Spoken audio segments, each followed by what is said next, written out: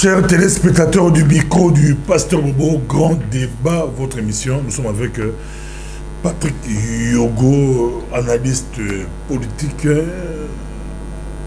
Et puis, il est, on dit, porte-parole MPRB Belux. Nous sommes avec ingénieur Achim Ngeni, analyste politique et vous émettant, l'homme à plusieurs casquettes, stratège politique. On va essayer de parler par rapport à notre pays, la République démocratique du Congo. Monsieur ingénieur Achim Ngeni, bonjour.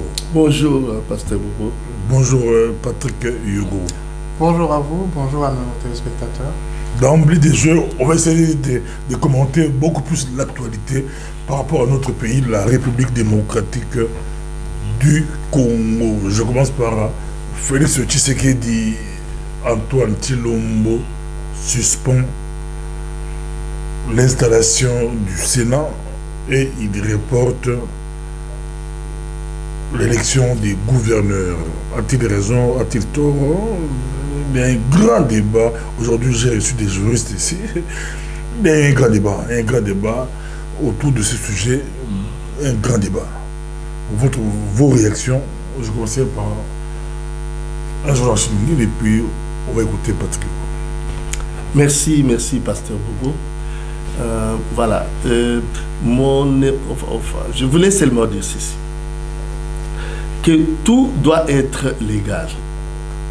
Tout doit être légitime pour que les choses que nous allons faire pour notre pays, même si Félix est un de nôtres, c'est-à-dire qu'un Congolais d'origine, là il n'y a pas question là-dessus, il faut qu'on tout rentre dans la légalité et dans la légitimité pour qu'on puisse interpréter la Constitution. Mais si des gens qui sont dans l'illégalité, dans l'illégitimité, même s'ils le font inconsciemment, peut-être, on ne sait pas, et n'ont pas droit d'aller interpréter la Constitution. Alors, il faut d'abord qu'on revienne sur la légalité avant d'aller interpréter la Constitution. Voilà, je commence par là, je ne sais pas si on n'a pas compris, je peux encore développer davantage. L'illégalité, la légalité et la légitimité, c'est le peuple qui la donne. Ce n'est pas Joseph Kabila qui la donne. Ce n'est pas parce qu'on est Joseph Kabila a nommé des gens dans le Parlement, dans le Sénat, dans les institutions, que tout ça, ça donne une légalité, ça donne une légitimité. Non, c'est le peuple.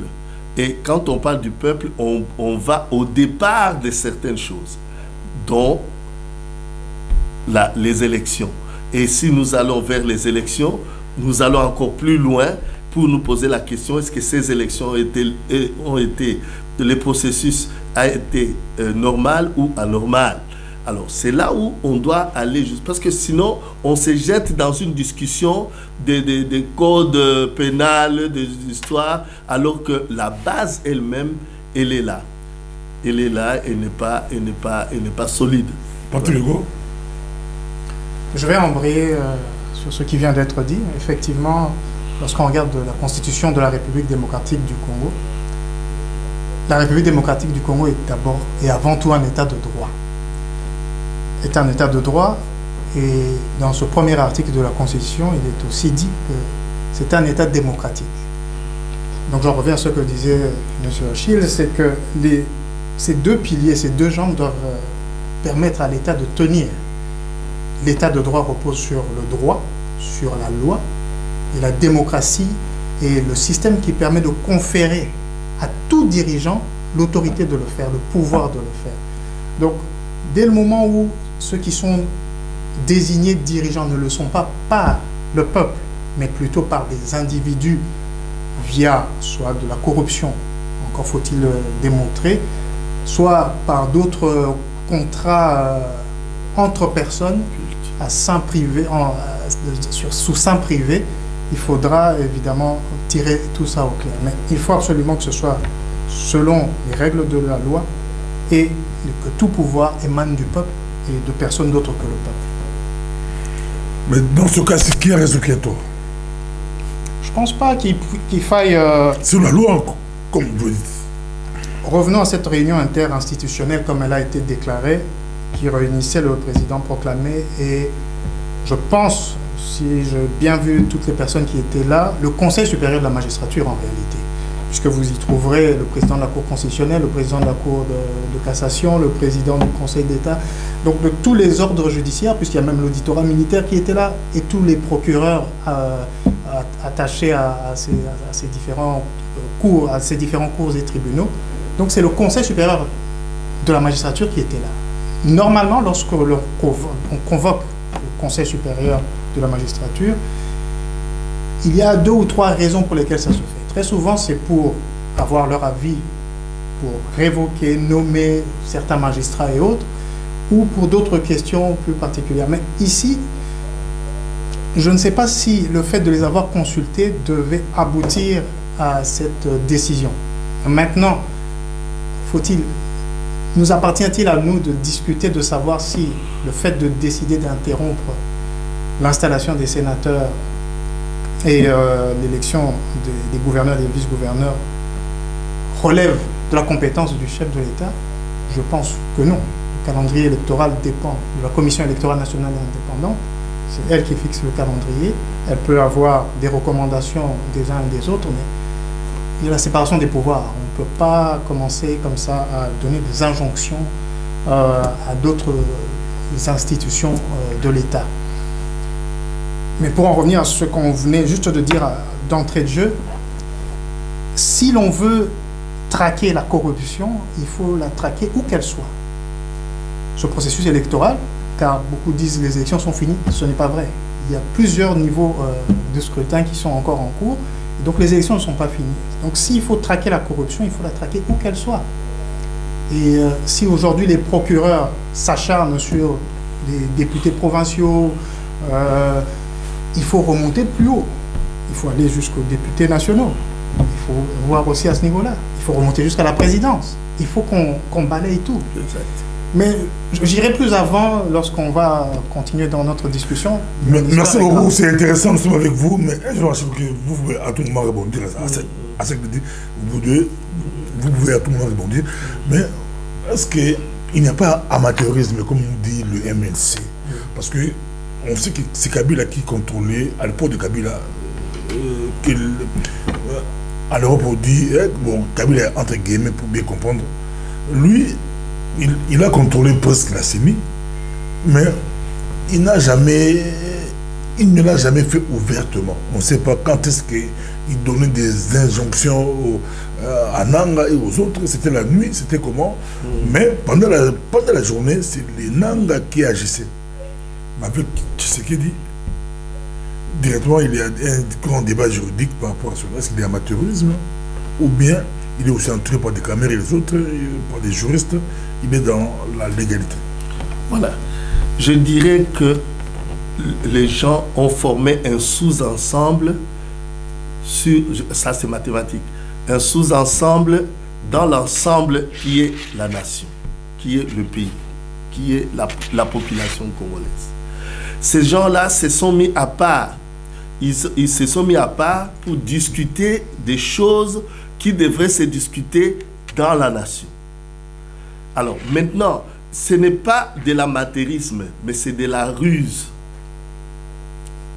De la ruse et de la manipulation. C'est-à-dire qu'ils viennent, quand ils viennent du côté du peuple, qui normalement devrait légaliser leur pouvoir, ils viennent avec de la manipulation, avec des promesses, c'est pas moi, des promesses avec des choses que le peuple aime. Non, vous savez, on va faire ceci, on va faire cela. Tout ça dans la manipulation. On diffère certaines choses, c'est toujours dans la manipulation. On crée des problèmes pour qu'après qu'on trouve des solutions, c'est dans la manipulation. Ce problème a été créé par eux. Et ils veulent maintenant discuter là-dessus pour que le peuple oublie le grand problème qui est leur pouvoir qu'ils ont usurpé. Donc ce n'est pas de l'amateurisme, mais c'est de la ruse.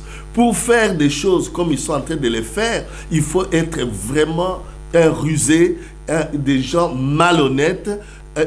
Alors là, pour commencer à faire des choses comme si le peuple, lui, n'a rien à dire dans ce qu'eux, ils veulent faire. Parce que là, quand on regarde bien, ils sont en train de se précipiter, de discuter sur des postes qu'ils devraient avoir, de la majorité qu'ils doivent faire. Et qu'est-ce que tout ça a à faire avec le peuple qui ne leur a même pas encore donné ce pouvoir-là? Parce qu'ils sont conscients, Pasteur Bobo, qu'ils sont nommés. Ils sont conscients qu'il y a eu des accords pour qu'un devienne président. Je dis bien, entre parenthèses, même s'il est congolais d'origine. Mais ce sont les bourreaux qui ont fait que les gens soient ce qu'ils sont aujourd'hui. Alors, pourquoi ils vont manipuler les gens, le monde extérieur avec des articles de la Constitution? Il faut qu'ils cessent. C'est pourquoi je dis ceci, je reviens sur ce que mon frère a dit, mais moi je vais un peu plus loin. Je suis en train de définir un pays. Ils le savent, mais ils font semblant. Le pays, c'est la terre.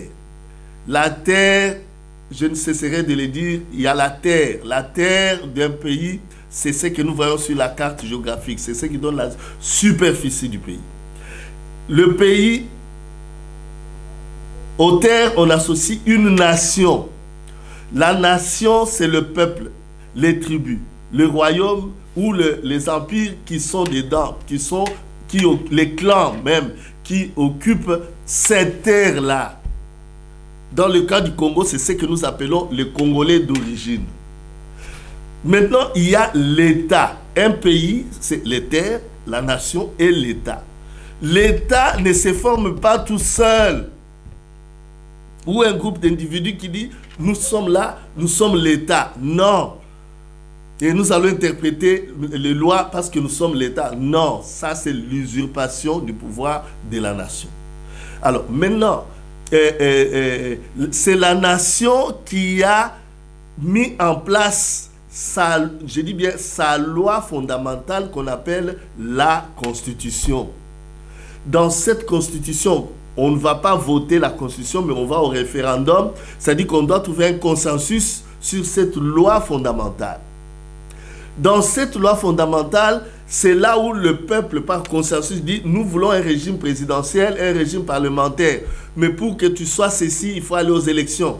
Il y a 2 tours, il y a 1 tour, il y a ceci, il y a cela, la majorité, le truc. » Parce que la majorité et l'opposition, c'est l'État. Qu'on ne vous trompe pas. Alors, maintenant, je vais terminer là. Alors, ces gens-là, soit ils sont dans l'ignorance, ils veulent manipuler la nation qui devrait normalement leur donner ce pouvoir-là, et ils sont en train de faire des discussions dans toute illégalité et dans toute illégitimité. Patrick Hugo, je suis avec vous. Et je veux parler de l'accord CACH-FCC. Connaissez-vous de ce passement? Avez-vous?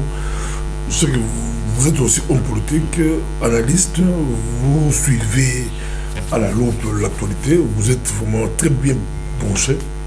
Connaissez-vous quelque chose? Eh bien, naturellement, je n'ai jamais lu cet accord, comme beaucoup d'accords qui sont signés dans ces conditions-là. Peu de gens sont dans le secret. Il n'y a même pas les fuites. Les fuites viennent des signataires eux-mêmes ou de leurs adjudants, j'allais dire. Je crois que l'un des signataires a lui-même dit qu'il y avait eu effectivement un deal qui aurait pour objectif d'assurer une transition pacifique du pouvoir. Vous parlez de Félix. Merci. Et de l'autre partie signataire de ce deal, de ce contrat, ils ont eux aussi affirmé à maintes reprises, par la voix de leurs secrétaires généraux, etc., leurs directeurs de campagne, qu'ils ont effectivement arrangé quelque chose pour la cogestion du pays. Mais cela nous ramène à la question initiale et à ce qui vient d'être dit. Il faut savoir ce que l'on veut. Est-ce que l'on veut un État de droit, un État démocratique, et qui a donc ses règles, où personne ne peut diriger ce pays sans en avoir reçu le mandat par la population, par le peuple. Cette nation dont parle l'ingénieur Agile ici, c'est cette nation qui confère le pouvoir aux dirigeants. Et ça nous ramène au cas flagrant ici qui a nécessité cette rencontre aujourd'hui, celui des cas des députés provinciaux. Ce sont eux des représentants du peuple. Ils ont été élus directement par la population. Ils ont donc ce mandat. À leur tour, de manière indirecte, ils ont à élire les sénateurs et puis ensuite les gouverneurs. Deux choses ici. Un parti politique a pour essence de chercher à conquérir le pouvoir et à l'exercer. Comment expliquer qu'un parti politique ayant la possibilité d'exercer le pouvoir, en l'occurrence ici en élisant des sénateurs, ces députés provinciaux d'un certain parti politique choisissent d'élire des candidats d'un autre parti politique pour que ce parti-là puisse exercer ce pouvoir? Il y a quelque chose qui ne fonctionne pas, quelque chose qui ne va pas.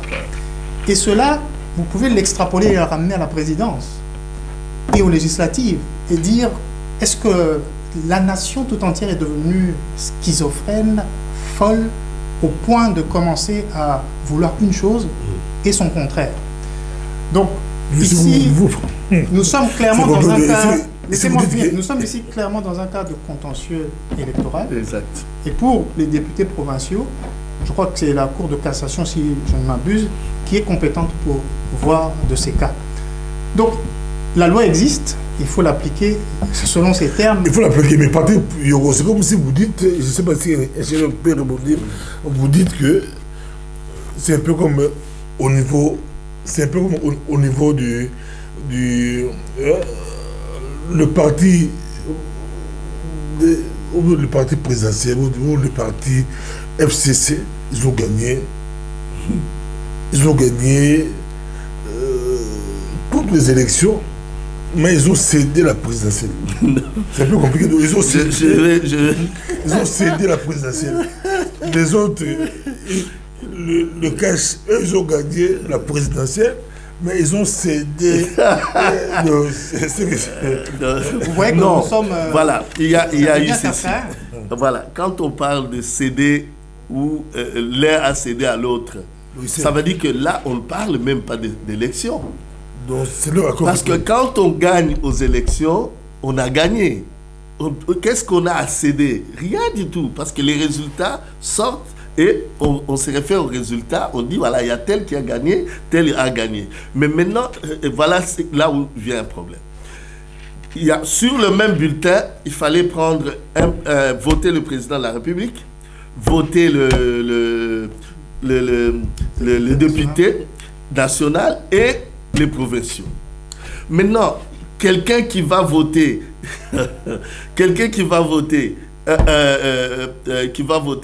un candidat, alors que les députés sont sur la liste de ces candidats présidentiels, et puis à la fin, on nous dit non, il y a plus de candidats de l'autre qui ont gagné et pas celui-là qui a gagné. Voilà, ça ne marche pas.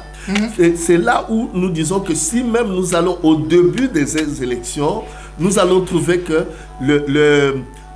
comment on appelle, la fraude elle-même a été organisée dès le départ.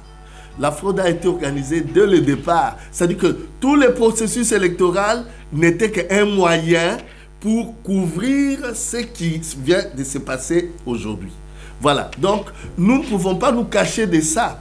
C'est pourquoi nous disons ceci. Il y a illégalité, il y a illégitimité. On ne peut pas aller maintenant manipuler la population. Parce que la population, parlons même celle de Limité, a compris. C'est pourquoi elle s'est révoltée. Maintenant, on va encore aller dans des systèmes, aller tirer la loi illégalement pour que manipuler la même population qu'on a manipulée pour amener vers les bureaux de vote. Parce qu'au fait, la mission des politiciens était quoi? Les listes dont on parle aujourd'hui existaient déjà. Mais on a dit aux politiciens, allez nous ramener seulement la population devant le bureau de vote. Et le reste, vous verrez, vous serez élus. Et c'est ça ce qui s'est passé. Parce qu'il y a même des bulletins qui n'ont pas été compilés, ni même triés, rien du tout. On n'a même pas tenu compte comment on appelle là, des rapports de chaque bureau de vote. Parce que la loi électorale dit, les procès-verbaux, la loi dit, il faut que chaque bureau de vote, mettez-vous en tête, Pasteur Bobo. Nous sommes dans un bureau. On dit tel a gagné autant, tel. Nous signons le PV. Maintenant, je prends ma copie, je l'amène. Tu vois, dans mon camp. Alors, maintenant, on vous dit, voilà, vous, la CENI, là, faites sortir les procès que nous avions signés quand nous avions fini les élections. Et tu ne veux plus. Ça veut dire quoi? Ça veut dire que les élections, là, c'est une manipulation. Ils ont amené la population. C'est pourquoi, vous voyez, même à l'extérieur ou à l'intérieur du pays, les gens sont montés. Pourquoi? Parce que nous pensons que nous étions manipulés par les politiciens. Alors, maintenant, à travers les accords, maintenant, étant manipulés, les politiciens veulent maintenant créer de la fumée autour des articles, la Constitution et tout, pour montrer qu'ils maîtrisent la chose. Ils ne la maîtrisent pas, parce qu'au départ, ce n'est pas eux qui doivent aller discuter ce genre de choses. À cause, pourquoi ils ne peuvent pas discuter ce genre de choses? Parce qu'ils sont dans l'illégalité et dans l'illégitimité. Voilà, c'est pourquoi nous disons ceci, qu'un juriste puisse me contredire. Une constitution ne se lit pas comme la Bible, où on dit, prends tel verset, tel chapitre et tel verset.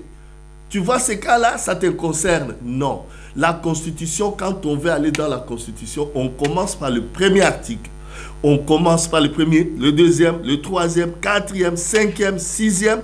Si le cas qui me concerne est au 20e article, je dis bien au 20e, et que je trouve qu'au 10e, je ne suis pas dans ces conditions-là du 10e, c'est inutile d'aller vers le 20e. Il faut que je regarde. Je donne un exemple. On parle, supposons que, je dis supposons, qu'en suivant les articles, on trouve que non, le président qui est élu n'est pas un Congolais d'origine. Je dis supposons, en suivant le truc. Est-ce que ça serait encore nécessaire d'aller suivre les articles qui parlent des élections et de la présidence et le reste? Non. On doit résoudre d'abord ce problème-là avant de continuer de lire la Constitution. Alors, maintenant, en République démocratique du Congo, c'est quoi? Pour cacher l'illégalité et l'illégitimité, non, on prend la Constitution, comme on lit la Bible. Regarde un peu le chapitre 3, verset tel, qu'est-ce que ça dit? Ah, tu vois? Mais entre-temps, on couvre le vrai problème qui est peut-être à l'article 2, qui est peut-être à l'article 10, qui est peut-être à l'article 15. Je vais rebondir sur voilà. Ceci. Mais j'ajoute encore, oui. D'abord, on rebondissait, puis je vais ajouter quelque chose. Ce qui est en train d'être expliqué ici, c'est quasiment du droit en réalité. La fraude corrompt tout. C'est un précepte latin de droit. La fraude corrompt tout. Dès le moment où il y a une fraude quelque part, tout le reste est corrompu. Et je vais même plus loin. Ici, il y a fraude à la loi. C'est un autre concept qui veut dire quoi?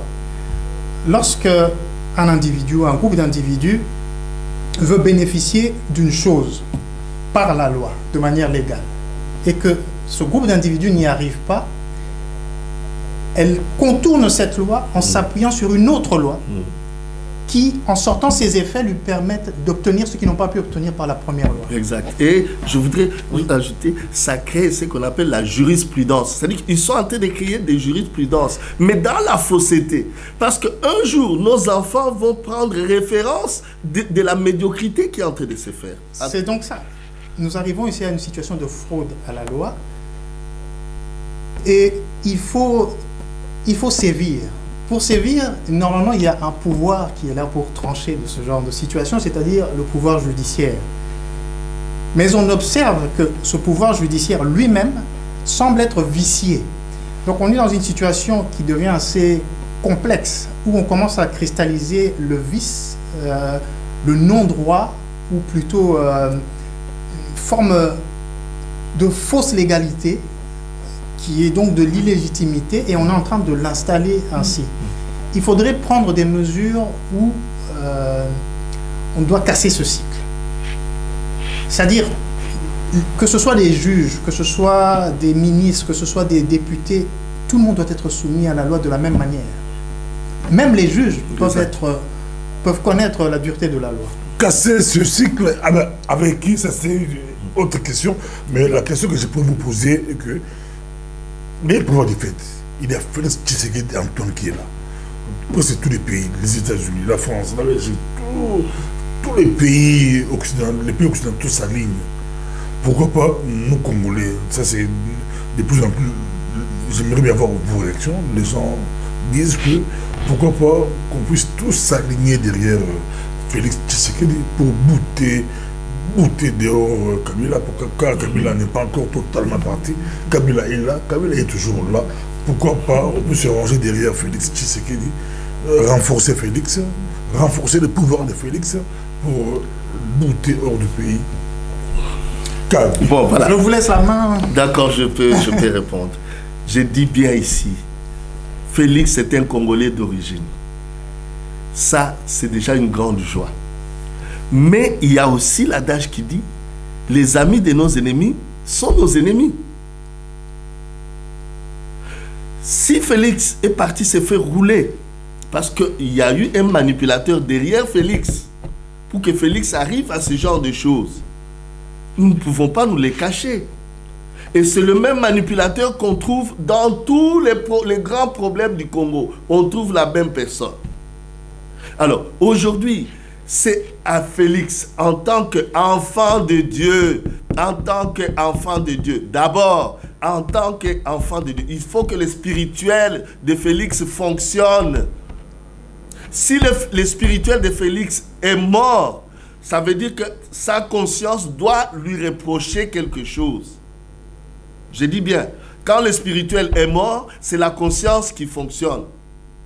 Maintenant, si aujourd'hui, avec ce que nous voyons que même la conscience ne fonctionne pas, c'est le subconscient qui va prendre le contrôle. Mais l'homme ne contrôle pas son subconscient, mais le subconscient est contrôlé par d'autres personnes. C'est là où on parle de l'hypnotisme. C'est là où on parle, oh non, il fait que tout ce que Kabila lui dit. Voilà, c'est ce que je suis en train de dire. La solution, c'est lui-même, Félix. Lui-même. Ce n'est pas quelqu'un d'autre. Pour aujourd'hui, en tant qu'homme, enfant de Dieu, il doit revenir sur cette voie d'enfant de Dieu, la voie de la vérité, la voie de l'amour de la nation, pas l'amour de Kabila. Deuxièmement, s'il ne l'est pas, comme aujourd'hui, nous le constatons, qu'il ne l'est pas, parce qu'il ne veut pas aller sur la voie de la vérité, ou respecter la nation qui devrait lui donner ce pouvoir, parce que la nation est de Dieu. Quand vous allez dans la Bible, vous allez trouver que heureux la nation dont l'Éternel est Dieu. La nation que j'ai définie ici, c'est elle qui prend des décisions et qui présente à Dieu. Maintenant, quand tu prends tes décisions à toi, tu t'en fous de la nation, c'est-à-dire que tu t'en fous de Dieu. Je suis en train de le dire ça pour que tous les chrétiens qui sont dans la politique puissent comprendre. Quand on prend des décisions sans se référer au pouvoir de la nation, on devient un usurpateur. Non, j'ai fini là. J'ai fini, carrément. Bon, je disais que si le spirituel ne fonctionne pas, la conscience doit fonctionner. Si la conscience ne fonctionne pas, là c'est très dangereux. Même si nous allons l'aider, ça ne marchera pas. Pourquoi? Parce que c'est son subconscient qui fonctionne. Et le subconscient est manipulé par n'importe qui. C'est ce qu'eux, ils ont fait. Pourquoi pas aider Félix Tshisekedi? C'est une question qui se pose là. On dit qu'il est congolais 100%. On peut l'épauler pour minoriser ou bouter hors, mettre Kabila hors du cas de nuire. La meilleure façon d'aider quelques politiciens que ce soit, c'est d'aider la nation, d'aider le pays. Ne personnalisons pas l'affaire en disant oui, on va aider tel qui a été proclamé pour bouter tel autre qui... Non. Voici où ça nous a mené. Tout le monde s'est focalisé pour sortir du trône présidentiel un individu, il a été remplacé par un autre, et maintenant on a l'impression que ça continue parce que de nom en nom, on ne va pas s'en sortir. On s'est convenu sur une chose, la Constitution qui établit des règles de fonctionnement. Le respect de la Constitution, c'est la meilleure façon de pouvoir sauver la nation congolaise, y compris le président proclamé, y compris le président sénateur à vie aujourd'hui, y compris tous les dirigeants de la République démocratique du Congo. Vous avez parlé tout à l'heure de la communauté internationale qui se serait alignée. La communauté internationale n'est pas congolaise. Exact. Elle est internationale. Les intérêts qui animent les autres nations, ce n'est pas les intérêts de la population congolaise, c'est leurs propres intérêts. Je vous le dis ici clairement. Nous sommes ici en Belgique, mais tous les États n'ont que pour intérêt de voir le Congo rester dans cette situation chaotique pour pouvoir profiter de ce que Dieu nous a donné par grâce, c'est-à-dire cette position géologique, géostratégique au milieu de l'Afrique, au centre du monde, surtout dans ce moment où nous sommes en train de passer vers une transition énergétique et technologique. Malheureusement, ce n'est pas ici le lieu pour parler de tout cela, mais il faut garder ça à l'esprit.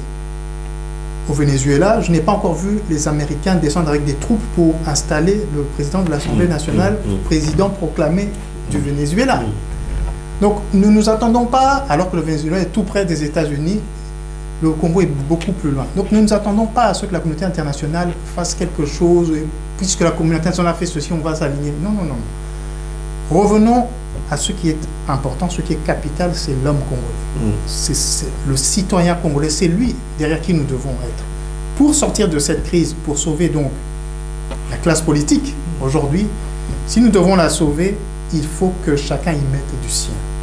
Le président proclamé, par les attributs de pouvoir qu'il a aujourd'hui, doit tout mettre en œuvre pour débrancher la prise. C'est ça.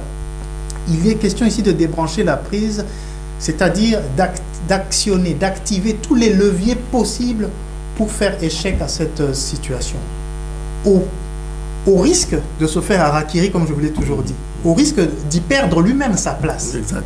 Alors, si on est de Dieu, si on aime le Congo, si on est Congolais d'origine, je crois que le sacrifice de quelques personnes pour des postes et autres, mis sur la balance avec toute cette population qui souffre depuis tant d'années et encore plus depuis ces 10 ou 18 dernières années, je crois qu'il est temps de sacrifier probablement quelques membres de la classe politique pour qu'on puisse se sortir de là. Et je vais tout de suite proposer une chose qui pourrait le permettre. La Constitution permet qu'on puisse installer des juridictions spécialisées. Exact. Pas des tribunaux exceptionnels, une juridiction spécialisée qui pourrait à ce moment-là traquer tous les travers, toutes les entorses à la Constitution, même si ça revient à la Cour constitutionnelle de le faire, mais la Cour constitutionnelle, nous l'avons bien vu, est gangrénée elle-même et n'arrive pas à s'en sortir. Voilà une piste, mais nous aurons l'occasion d'en parler. Voilà, je voudrais ajouter sur ce que mon frère a dit. Voilà, c'est pourquoi, Pasteur Bobo, nous disons ceci. Si nous voulons sortir de cette situation, j'ajoute, je ne contredis pas, tout est bien dit, mais j'ajoute d'une façon pour que la population comprenne. Nous disons que le pouvoir, pour qu'il devienne légal et légitime, doit venir de la nation. Notre frère est déjà là-bas. Quel que soit le moyen où il est venu, c'est à lui de venir vers nous pour venir arranger, pour venir dire que la nation, je suis là. Nous avons brisé un cycle. Ce cycle-là, c'est lequel? Quelqu'un qui vient nous chanter du matin au soir. La Constitution a dit, je serai président jusqu'à l'investiture du nouveau président. Mais maintenant, il ne peut plus chanter. Cette chanson-là est finie. Mais maintenant, pour trouver la légitimité et l'illégalité, la légalité, il faut que, c'est pourquoi je parle ici, en tant qu'enfant de Dieu, qu'il revienne. La communauté, pour qu'on fasse maintenant un consensus, c'est là où nous disons qu'aujourd'hui, un pays qui a été occupé, un pays qui est passé par un cycle de conflits, un cycle de vengeance entretenu par le gouvernement de l'occupation, on ne va pas se les cacher. Si nous voulons nous relancer, ça veut dire qu'on doit repartir à zéro, recenser la nation, donner l'identité à la nation, aux citoyens, savoir maintenant qui est citoyen d'origine, qui est le citoyen d'adoption, qui a fait ce... Tout ça, vous alignez. C'est ça qui va nous permettre, quand je parle qu'il faut lire la Constitution à partir du premier article et jusque là où nous allons arriver aux élections. Le pouvoir, c'est dans ça, quand nous allons faire maintenant démarrer notre truc par une charte, une charte congolaise, il va tirer là-dedans. C'est pourquoi, vous savez, c'est lui qui va diriger le pays après Kabila. S'il ne passe pas par là, il aura toujours des problèmes. Parce que là, nous sommes en train de parler d'un problème au niveau du pays. Mais dès que, comme eux ils disent, mais les gens parlent Messana, il faut pas Messana la peuple. Alors, quand vous parlez des étrangers qui ont validé, Pasteur Bobo, il faut connaître l'anglophone pour lire entre les virgules. L'anglophone ne dit pas des choses comme ça. Quand il dit, voilà, c'est eux d'ailleurs qui disent que non, on a accepté ce pouvoir-là. Et qui a déjà envoyé une invitation pour aller recevoir Tshisekedi? Personne. On leur envoie des ambassadeurs, on leur envoie des émissaires. Donc, il faut savoir qu'il y a quelque chose qui cloche. C'est-à-dire que c'est comme quelqu'un qui a une lèpre et on dit, bon, comme il est une personne qu'il vive, on ne va pas l'euthanasier, mais il a la lèpre. Mais il ne faut pas qu'on s'approche. Il est chrétien, il comprend ce que je suis en train de dire, le problème des lépreux dans la Bible, comment on faisait avec les lépreux. C'est ça le cas, l'extérieur, c'est ça. L'extérieur regarde, ils envoient des émissaires, mais ils ne s'approchent pas. Pourquoi? Parce qu'ils savent que la nation qu'eux, ils ont défendue à l'ONU, Organisation des Nations Unies, la nation là est toujours sous occupation, la nation là est toujours sous servitude. Et que le pouvoir qui est là, ce n'est pas conforme à la loi fondamentale que la nation a mis en place. On va terminer ici. Voilà. Vous avez déclaré à l'actualité compliquée avoir rencontré Martin Fayulu, qu'on appelle les soldats du peuple. Qu'avez-vous dit? Qu'est-ce qui s'est passé entre vous et Fayulu? Et puis, jusqu'où peut aller Fayulu? C'est la question que je pose à vous deux. Et donnez-nous les pistes de solutions. Comment sortir de cette crise? On va sortir comment? Le Congo, c'est pour nous tous. Le Congo, c'est à nous tous. Le Congo n'appartient ni à ce groupe-là, au FCC Cash. Voilà. Le Congo, c'est pour tout le monde. C'est notre pays. Quelle pierre pour nous apporter pour reconstruire ces beaux pays? On n'est pas là pour regarder les autres travailler et critiquer après. On peut aussi aider, c'est notre pays. Dans quelle mesure? C'est quoi les solutions? Je commence par Patrick Hugo et puis ce sera un jour. Je n'ai pas, moi, rencontré M. Fayulu comme vous venez de le dire, donc je crois que cette question, cette partie-là est réservée à l'ingénieur Achille. Je suis peu allé. Vous l'avez suivi, vous suivez. Alors, tout à fait, tout à fait. Il y a... Même aujourd'hui, il y a une réunion. Aujourd'hui, il y a une réunion des cadres de la Mouka. Pendant que nous sommes à 3, et je crois qu'ils sont à 5. Il y a Bemba, Katumbi, Payulu, les autres sont en réunion. On ne sait pas l'issue de leur réunion, mais ils sont en réunion. Bien. Le président élu, d'après les résultats que la SYNCO a pu collecter et d'autres organisations, M. Fayulu, est dans son rôle, celui du respect de la Constitution. Si c'est bien le peuple qui donne le pouvoir, c'est lui qui est, d'après les éléments en sa possession, qui est le président de la République. Cependant, il n'a pas l'effectivité du pouvoir. Par conséquent, il faut manifester la vérité les résultats réels pour qu'on puisse, si telle est sa mission, le rétablir dans son rôle, dans sa position d'être le président choisi par la population. Mais comme je le disais, il ne s'agit pas que de la présidence de la République, il s'agit de tout ce qui vient et qui tourne tout autour. Nous le voyons avec le président proclamé, il a, comme beaucoup de gens l'ont noté également, toutes les peines du monde à fonctionner. Il ne semble pas être à l'aise pour prendre des décisions. On peut voir et énumérer certains actes qui ont été faits, mais ce ne sont pas des actes qui se répercutent dans la vie du citoyen de tous les jours. Ce ne sont pas des mesures ou des réformes structurelles qui vont nous mener de génération en génération vers la prospérité. Alors, il faut qu'on revienne à la Constitution, il faut qu'on revienne à la vérité des choses. Monsieur Fayulu, et c'est ça sur le point sur lequel je voulais mettre un grand accent, a épousé tous les recours au niveau de la République démocratique du Congo. Il est passé maintenant vers les juridictions internationales et j'entends dire, ça reste à vérifier, qu'il y a certaines cours, par exemple la Cour africaine, où la République démocratique du Congo n'aurait pas ratifié l'adhésion à cette Cour. Ce qui fait qu'ils ne pourraient pas prendre action par rapport à sa requête. Ça reste à vérifier, je vous laisse le soin de le faire.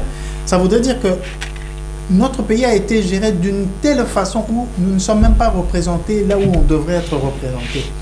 Maintenant, après avoir épuisé toutes les voies de recours juridiques, constitutionnelles, toutes les voies de recours légales, il reste encore une voie, un chemin, une solution, c'est celle de la nation. On en revient à la nation. C'est à la nation qu'il revient à un moment de mettre un arrêt à tout cela. Et ça, la nation pourrait soutenir, non pas M. Fayulu dans sa quête, mais de soutenir la mission du retour vers la Constitution que tout le monde a, que les gens, en tout cas les citoyens congolais, ont voté pour que cette Constitution soit la feuille de route de toute la nation. Donc, jusqu'où il peut aller, jusqu'à ce que la nation le porte vers cette mission qui est de revenir à la Constitution. Et à partir de là, nous allons pouvoir débloquer la situation dans laquelle nous sommes plongés depuis beaucoup d'années maintenant. Non, je remercie d'abord le président Fayulu, parce que même Félix, notre président Félix, le président Fayulu, mais tout ce que je suis en train de dire ici pour Félix, c'est aussi valable pour Fayulu, sauf pour Kabila. Pourquoi? Parce que je parle des Congolais d'origine. Ça veut dire ceci, que, bon, parlons des cas Fayulu. Fayulu est venu vers les siens, il a compris que le pouvoir, c'est la nation qui le donne. Ils sont partis, tous les politiciens là, on leur disait, laissez cette voie-là d'élection, allons dans une voie de transition pour qu'on identifie la nation et que de là, le processus sera un processus conforme. Nous avons des gens qui ont été brassés, nous avons des gens qui sont venus, il y a des gens qui sont morts, vous ne connaissez pas qui est qui en République démocratique du Congo. Ils n'ont pas écouté la nation, ils n'ont pas écouté la nation. Ils sont partis s'embarquer dans une histoire où ils avaient chacun, tous ces gens-là avaient déjà des promesses. Ce n'est pas seulement le cash qui a dribblé les autres pour aller signer des trucs, mais tous ces gens-là, quand ils sont allés à Genève, ils avaient déjà une mission d'aller faire des choses pour rouler la nation. Pour rouler la nation. Alors, maintenant que ça n'a pas marché entre eux, allez, maintenant, nous n'allons pas abandonner notre nation, notre pays, nos terres à cause des individus qui veulent des postes. Parce que nous voulons notre pays. Alors, ce qu'il y a, c'est que Fayulu a compris. Il est revenu vers sa nation. C'est ce que nous demandons aussi à Félix, de venir à sa nation. Et nous allons tomber, Pasteur Bobo, à cette histoire. La solution, c'est quoi? On se met ensemble, on commence une transition avec un consensus de la nation. On commence une transition. Il y a des choses que nous devons faire avant d'aller aux élections dans un pays qui a été occupé, maltraité, mis sous servitude par des étrangers. Le pays où les propres citoyens ils ne savent même pas dire je suis congolais. Ils ne le savent pas. Il y a des choses à faire avant de prétendre aller aux élections et même prétendre être président de ce pays-là. C'est pourquoi nous disons, tant qu'on n'est pas parti pour arranger ces problèmes de légalité et de légitimité avec toute la nation, tous ces gens qui vont s'autoproclamer, mais il sera un président Tokotolakaka. Aujourd'hui, s'il est en train d'arranger les routes, si quelqu'un enlève une poubelle sur la route, ce sont des choses normales. Donc quelqu'un ne peut pas aller manipuler la population parce que à Keiko-Kombo, Nani, aéroport et Anjili. Non, ce n'est pas là encore le problème. Ce n'est pas là le problème. Kobimisa Diongo, la prison, ce n'est pas là un problème. Parce que ceux que les Congolais ont les trucs en main, dans 10h, 5 minutes, les Diongola allaient déjà être dehors. Toutes ces histoires qu'on est en train de mettre derrière, attendez un peu, le ministre de ceci, le ministre de cela, c'est des histoires. Donc la solution... Il est sorti, mais avec combien de gymnastiques? Avec des conditions. Ah, voilà. Alors que nous devons aller au départ de remettre la nation, identifier la nation, cette nation qui va donner le pouvoir à l'État en fonction de la constitution qui appartient à la nation. Et maintenant, c'est là où je dis, dans ce processus-là des trucs, nous allons faire ce qu'on appelle rétablir la paix et la réconciliation. La paix non seulement pour nous, mais la paix aussi dans la région. Et quand je parle de la paix de la région, je ne veux pas donner des détails. Il ne faut pas que les gens soient, comment on appelle, disent que non, Balingi Toyo Kanana Rwanda, non. Ce n'est pas ça que je suis en train de dire. Mais nous pouvons faire la paix en fermant les frontières. Nous pouvons faire la paix dans notre pays en quittant CPGL. Nous sommes à la fin, je vois, le parti veut parler de ce projet. Moi, j'ai fini. Oui, une minute, si vous voulez. Ça sera en moins d'une minute. Il y a un accord où les avions du Rwanda pourront commencer à atterrir à Kinshasa. On ne sait pas pourquoi, mais on vous laisse une minute. Bon, déjà, sur les derniers mots ici, sur les frontières, etc., il faut savoir que l'Afrique, pour le moment, en tant qu'Union africaine et toutes les différentes organisations régionales, nous sommes en train de nous acheminer vers une zone de libre-échange. Donc, parler de fermer les frontières, ça sera un peu compliqué pour le moment, puisque les relations entre les nations... Juste le Rwanda. Non. Les relations entre les nations sont animées par le commerce. On ne peut pas fermer les frontières puisque ça empêcherait le commerce.